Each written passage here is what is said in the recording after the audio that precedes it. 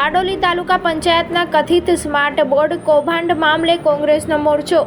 બારડોલી તાલુકા વિકાસ અધિકારીને આવેદન આપી આ મામલે તટસ્થ તપાસની માંગ કરી। બારડોલી તાલુકા પંચાયત થતા ભ્રષ્ટાચારને લઈ કોંગી કાર્યકરોએ રોષ ઠાલવ્યો।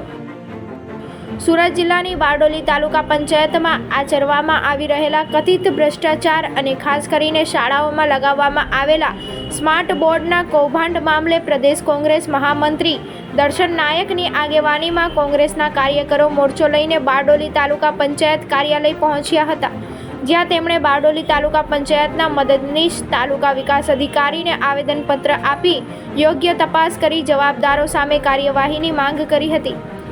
બારડોલી તાલુકા પંચાયતમાં તાલુકા વિકાસ અધિકારી વિભૂતિ સેવક હાજર ન હોય તેમની જગ્યાએ મદદનીશ તાલુકા વિકાસ અધિકારી નિલેશ મહેતાને આવેદનપત્ર આપતા કોંગ્રેસના મહામંત્રી દર્શન નાયકે રોષ સાથે જણાવ્યું હતું કે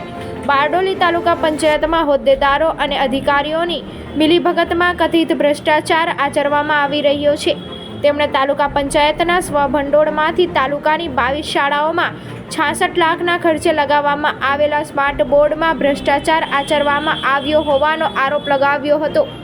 શાળામાં આપવામાં આવેલ એક સ્માર્ટની કિંમત અંગે શંકા વ્યક્ત કરતા જણાવ્યું હતું કે સ્માર્ટ બોર્ડની કિંમત 3 લાખ રૂપિયા કઈ રીતે હોઈ શકે?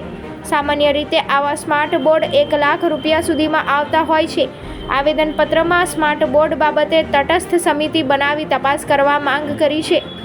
આ ઉપરાંત કેટલાક પ્રશ્નો પણ ઉઠાવ્યા છે, જેમાં આ સ્માર્ટ બોર્ડ બાબતે ટેન્ડર કેટલા રૂપિયાના બહાર પાડવામાં આવ્યા, વહીવટી મંજૂરી કોના દ્વારા આપવામાં આવી,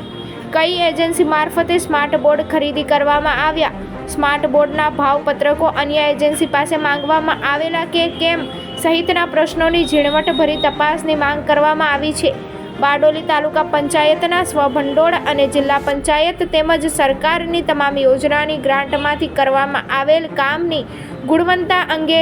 વહીવટી બાબતની તપાસ કરવાની માંગ કરવામાં આવી હતી।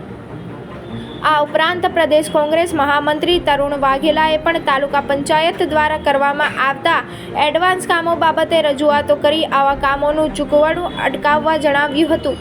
આવેદનપત્ર આપવા માટે મહિલા અગ્રણી સ્વાતિ પટેલ, સુનિલ પટેલ, રાકેશ પરમાર, તુષાર વણકર સહિતના આગેવાનો ઉપસ્થિત રહ્યા હતા।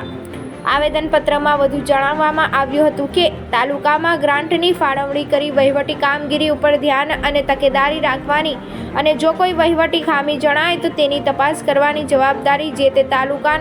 તાલુકા વિકાસ અધિકારીની હોય છે। પરંતુ આ કથિત કૌભાંડની તપાસ બાબતે બારડોલી તાલુકા વિકાસ અધિકારી દ્વારા લેખિતમાં ફરિયાદ માંગવામાં આવે છે। એટલું જ નહીં, ભૂતકાળમાં બારડોલી તાલુકામાં રસ્તાઓને થયેલ વ્યાપક નુકસાન અને રામપુરા ગામના સરપંચના આપઘાત મામલે ફરિયાદ છતાં બારડોલી તાલુકા પંચાયતના અધિકારી અને પદાધિકારી કામગીરી હંમેશા વિવાદાસ્પદ રહી છે।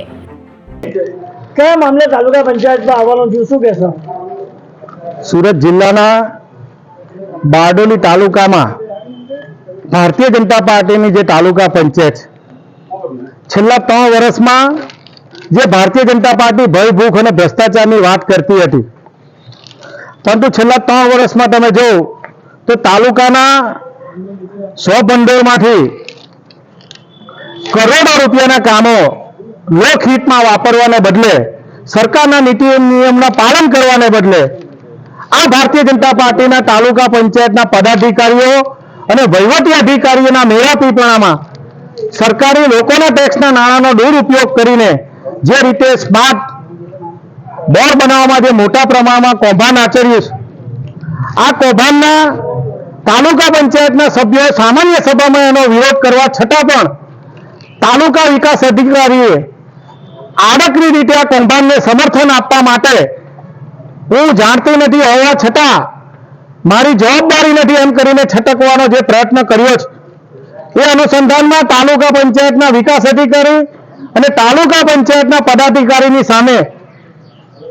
ગુજરાત સરકારના વિજિલન્સ વિભાગ હોય, તકેદારી વિભાગ હોય, જિલ્લા વિકાસ અધિકારી હોય, એને ફરિયાદ કરીને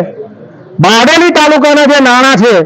એ લોકહિતમાં વાપરવાને બદલે પોતાની સ્વપ્રસિદ્ધિ માટે, કોઈ એક વ્યક્તિની સ્વપ્રસિદ્ધિ માટે જે પ્રકારનું ભ્રષ્ટાચારનું કૌભાંડ આચર્યું છે એ અનુસંધાનમાં અમે ફરિયાદ કરી હતી। આજ રોજ અમારા બારડોલી તાલુકાના આગેવાનો તરુણભાઈ હોય, સ્વાતિબેન હોય, બોબીભાઈ ચૌધરી હોય, સુનિલભાઈ, રાકેશભાઈ, અન્ય આગેવાનોએ તાલુકા વિકાસ અધિકારીને ગઈકાલે રજૂઆત કરીને આજે એને મળવા માટે એમને રજૂઆત કરવા માટે આવ્યા હતા કે તાલુકામાં જે પ્રકારે 100 બંદર ફક્ત ને ફક્ત તાલુકા પંચાયતના કારોબારી સમિતિ અને સામાન્ય સભામાં એનો ઠરાવ કરીને એની કામગીરી કરવાની હોય છે, પરંતુ તમે જો ગામડામાં પોતાના નામ લખીને પોતાના નાણાં હોય એ રીતે જે પ્રકારનું આ તાલુકામાં ચાલે છે એની સામે બારડોલી તાલુકા કોંગ્રેસ સમિતિ હોય, સુરત જિલ્લા કોંગ્રેસ સમિતિ હોય, પ્રદેશ સમિતિ હોય, આવનારા દિવસોમાં આ ભ્રષ્ટાચારીને ઉગાડા પાડવાનું કામ અમે બધા કરવાના છે. જો તાલુકા વિકાસ અધિકારી કોઈ પણ સંજોગોમાં આ બાબતની તપાસ ન કરે અને જે નાણાંઓ